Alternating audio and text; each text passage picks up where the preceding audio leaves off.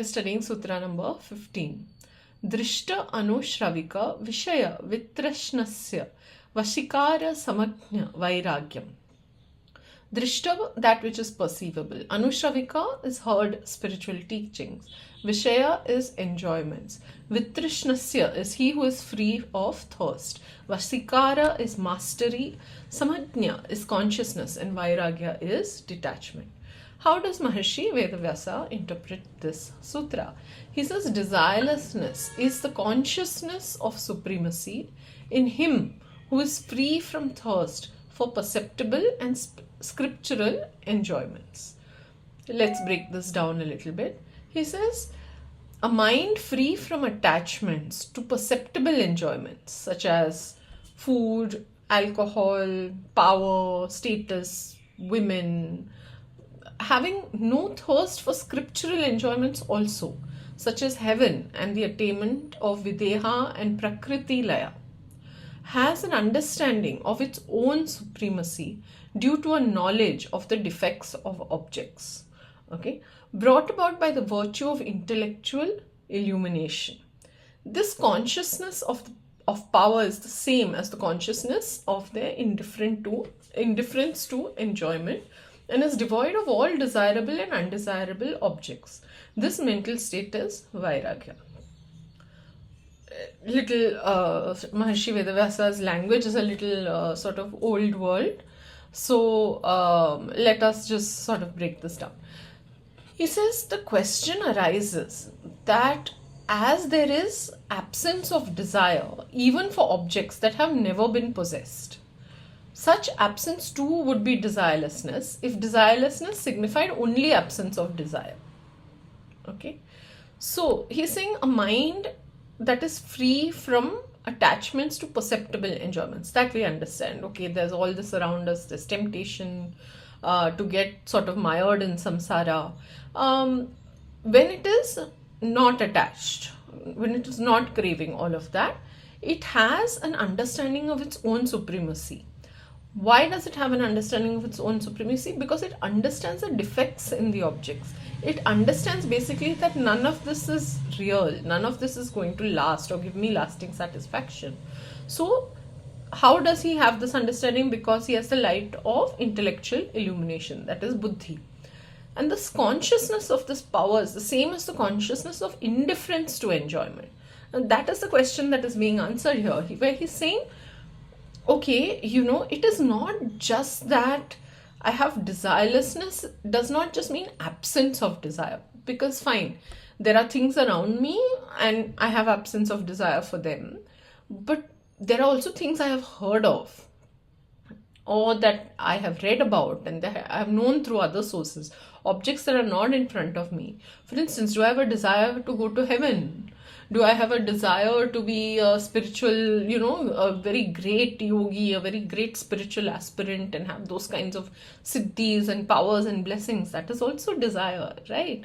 So he potentially clarifies that when it comes, that desirelessness is not just the absence of desire for what is physically present, it is also absence of desire for what is not present, for what is in the spiritual realm also. It should be complete indifference to enjoyment.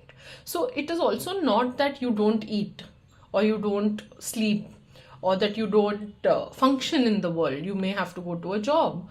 It is that you have an indifference towards it, whether you have it or not, right? That is desirelessness. So consciousness of supremacy is the consciousness of indifference, free from attachment or aversion.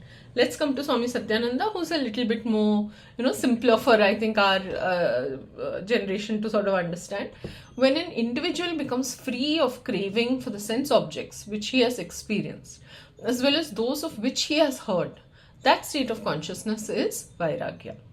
So he says when a person is without craving, without thirst, without hankering for all the objects of pleasure and so on, that he has heard for himself or seen for himself in this life, this state of mind, cravinglessness, thirstlessness, is known as vairagya. And he breaks it down a little more. He says dṛṣṭa is all experiences within the range of personal sense knowledge. if I'm able to read, if you're able to see me, if we're able to smell the food coming from, being cooked in the kitchen, or coffee, all that falls under the purview of dṛṣṭa. Anu-śravika, the second one, is objects that one has not experienced but that one has heard about from others or read about in books. Thus, vairagya is completely a process of buddhi, and it is not a sort of sect by itself. Okay? Vairagya, what Swami Satyananda is telling us, vairagya has entirely to do with buddhi, with sense perception. It is not some separate thing. If he says, if one thinks that for the practice of vairagya one will have to change one's life, you are mistaken. Vairagya is the final assessment of everything that one has undergone in life. So he says that even if you are a householder, even if you're living your daily life and you're going to work and you're bringing up kids and you have a wife or a husband and a family, even then it is possible to attain vairagya. It is within, while one carries out one's responsibilities. What is needed is not to give up different acts. It doesn't mean you give it all up and you sit cross-legged under a tree and just meditate. It says, but you have to give up raga and dvesha, which cause the subconscious agony. So you are giving up attachment, you are giving up clinging and aversion. This is, and he says this is well explained in the Bhagavad Gita, when Sri Krishna basically tells Arjuna that, in this life itself, you attain vairagya by continuing your actions with dispassion. What is important is not the outer life, but the inner life. The life of inhibitions, suppressions, complexes, mental and psychic errors that start influencing your meditation. For this, there has to be vairagya. And vairagya always begins from within. It is not external. It is not that I say, okay, I will not eat ice cream today and therefore I have vairagya. I will never again have craving to watch a movie or to have a friend or to, lead a comfortable life. I will not. That is not vairagya. Vairagya always begins from inside. It doesn't matter what clothes you wear, where you live. It is a balanced approach and an integrated approach, a feeling of love and compassion for all, yet a sort of detachment to everything. Vairagya is thus a manifestation, Swami Satyananda says, of the purity of one's mind. It bestows a sadhaka with an undisturbed happiness and silence which is unchanged. So in our lives, he says we have 5 basic urges described in a future sutra, and these exist at the subconscious and unconscious levels. They give rise to conflicts and tensions, and these are the things that must be resolved, otherwise they interfere in our meditation. The mind cannot stay calm if it does not attain vairagya. They must all be gotten rid of. So without vairagya, a student cannot attain a state of samadhi. So there are 3 stages that he's describing to us. The first stage is all likes and dislikes are active in the mind, and effort is made to control them, but mostly we fail. It is a stage of struggle. The second stage, some items of raga and dvesha come under control, others do not. And the third stage is the conscious aspects of raga and dvesha are completely evolved and the mind is completely free of them.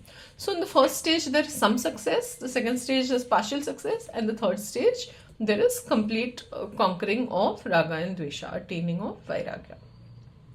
Swami Vivekananda says that effort which comes to those who have given up thirst after objects either seen or heard, and which will to control the objects, is non-attachment. So he says that those who have given up that desire to control and the thirst for the objects and the desire to control those objects is non-attachment. He says 2 motives of our action are what we see in ourselves and the experience of others. So these 2 forces, he says, are constantly throwing the mind into vritti, what he calls ripples on the lake. So renunciation of the power of battling against this and holding the mind in check. When you experience a sensory input and you allow it not to send a wave out, you stop the wave sending out, that is vairagya. So for instance, I'm walking on the street and I'm passing a bakery. Very nice smell is coming from the bakery, and I feel hunger. Okay, I feel the hunger. But I do not put out an action, I do not put out a desire, I do not put a sensation that says I want. The minute I am able to smell and continue walking without a reaction, that is vairagya. Okay? So to control the twofold motive powers arising from my own experience and the experience of others, and thus prevent the chitta from being governed by them, is vairagya. That means you're reducing the vrittis, the ripples on the lake. You're not allowing the chitta to generate more and more desire and attachment. These should be controlled by me and not I by them. This sort of mental strength, it is also, see, at the end of the day, we have to live yoga, right? It is not that I feel nothing, and Osho deals with this a little later in the same sutra, so I will come to that. But we are not dead, right? We're not zombies. We are living, we interact, we see, we smell, we are using our sense organs. So how do you attain vairagya while you are using your sense organs? That detachment is not allowing that generation of emotion, of feeling, of perception to be more than is necessary for the interaction. I see, I hear, I feel, but then you cut it short there. That does not mean you are subject to what you see, you feel, you hear. Right? The sense objects and the perception should not control you. BKS Iyengar says renunciation is the practice of detachment from desires. When non-attachment and detachment are learned, there are no craving for objects, seen or unseen, word heard or unheard. Then the seer remains unmoved by temptations. And he says this is a sign of maturity in renunciation. Now, non-attachment and detachment are learned through willpower. They consist of learning to be free from cravings, not only from worldly but also from heavenly pleasures. And chitta is taught to be unmoved by thoughts of desire and passion. Okay, so BKS Iyengar says that the mind is considered by the sages to be the 11th sense.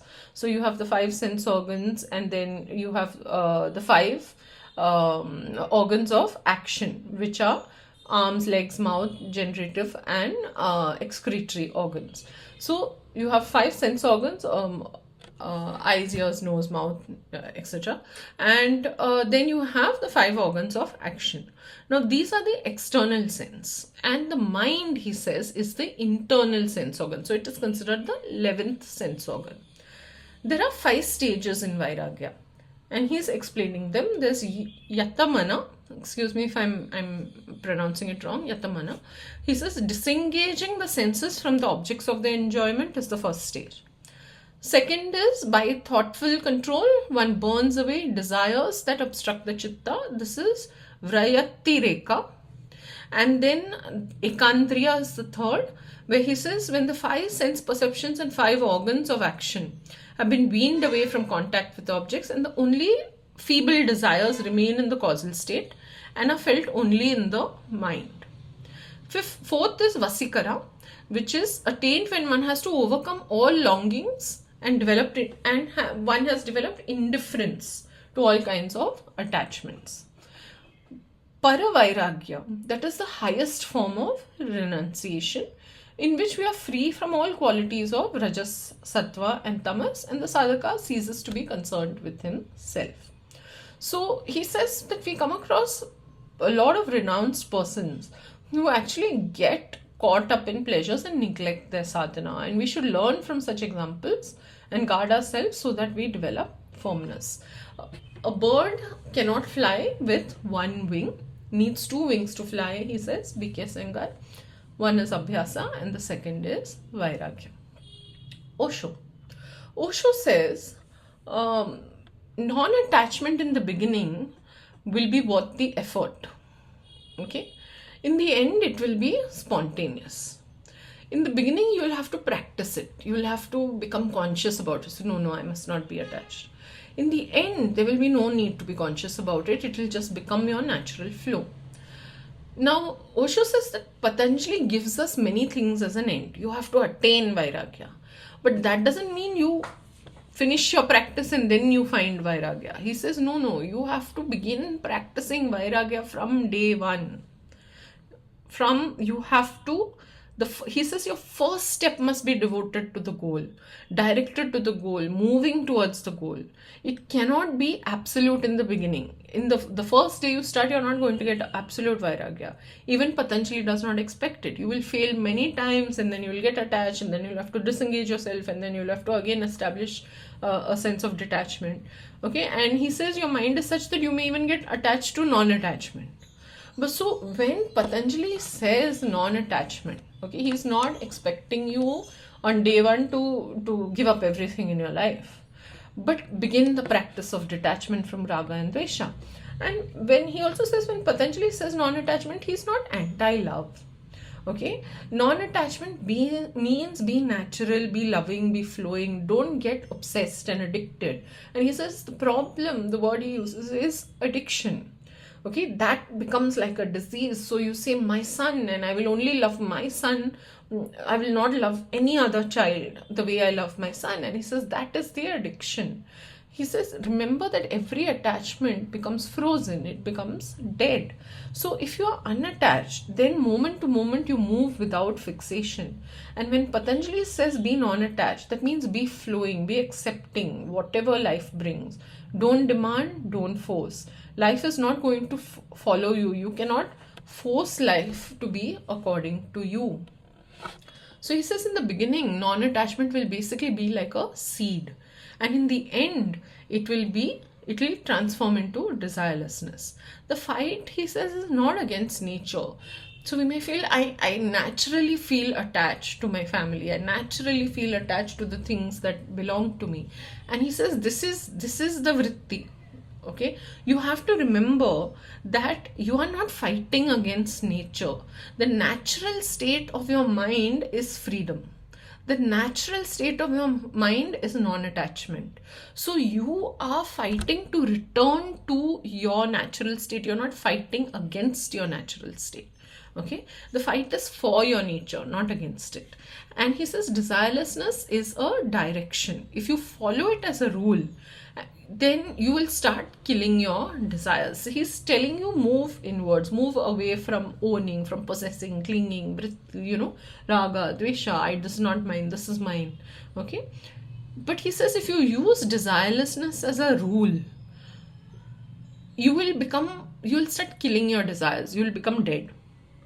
And you have to achieve desirelessness without killing anything.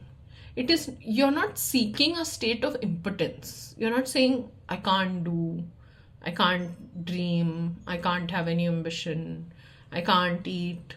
That's not the purpose of human life, right? So he says, understand that this detachment, vairagya, that we are being asked to cultivate or return to, more than cultivate, rediscover, is a very active thing. It's an active way of living. It is not death. It is not impotence. Yeah? But Patanjali also explains vairagya in great detail in future chapters. So I'm stopping here on this in this sutra.